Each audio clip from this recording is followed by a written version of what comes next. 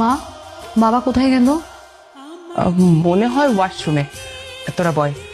জানো শোনা, আজকে আমার মেয়েটা তার বয়ফ্রেন্ড নিয়ে বাসায় এসেছে। জানো শোনা, আজকে আমার মেয়েটা তার বয়ফ্রেন্ড নিয়ে বাসায় এসেছে। শুনো, বাবা একটু রাগী, কিন্তু ভয় পেও না। একটু দেরি হয়ে গেল, বিরক্ত হচ্ছিলে না তো? জি না আঙ্কেল। কে উত্তর দিল? কে? বাবা তাসিনই উত্তর দিয়েছে। আরে এ তো পুরোটাই সমস্যা। ঋতু, শেষ পর্যন্ত তুই একটা হাফ ছেলে হাফ মেয়ের সঙ্গে প্রেম করছিস? তাসিন একজন ছেলে, আর ওর শুধু একটু কণ্ঠতেই সমস্যা, বাকি সব ঠিক আছে। ডাক্তার দেখিয়েছিস? আঙ্কেল প্লিজ, আমি একদম ঠিকঠাক আছি।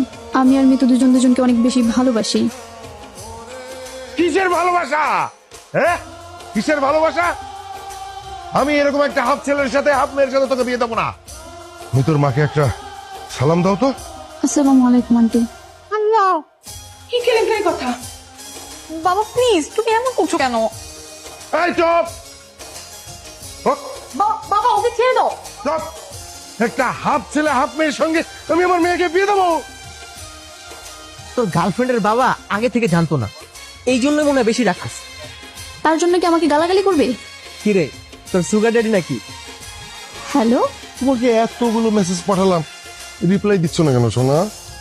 এই, তোমার কি শরীর খারাপ নাকি? না না, আমার তো শরীর একদম ঠিকঠাক আছে। তোমার মেয়ের বিয়ের ব্যাপারটা কত দূর এগোলো? পাত্র পছন্দ হয়েছে? যদি সত্যিটা বলি তাহলে মনে হয় রাগ করবে। মিথ্যাই বলি। হ্যাঁ হ্যাঁ হ্যাঁ, বিয়ে তো একদম পাক্কা। তুমি কি জানো, তোমার হাত ধরে হাঁটার কত স্বপ্ন আমার। এত অধৈর্য হলে হবে বলো? আর একটু ধৈর্য ধরতে হবে না তোমাকে? আমি বুঝি নাই, আর না করে থেকো না প্লিজ। আমি আসলে বুঝতে পারিনি যে বাবা এত রিয়াক্ট করে ফেলবে। হাত ছাড়ো। তোমার মা বাবা আমাকে কখনোই মেনে নিবে না। এখন তুমি যদি চাও, আমরা একটা কাজ করতে পারি। কাজী অফিসে গিয়ে বিয়ে করে ফেলবো। তুমি রাজি?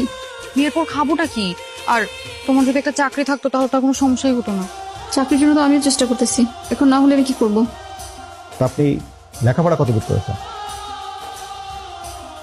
স্যার, আমার মাস্টার্স কমপ্লিট হয়ে গিয়েছে। তো আমি বুঝলাম না বিষয়টা।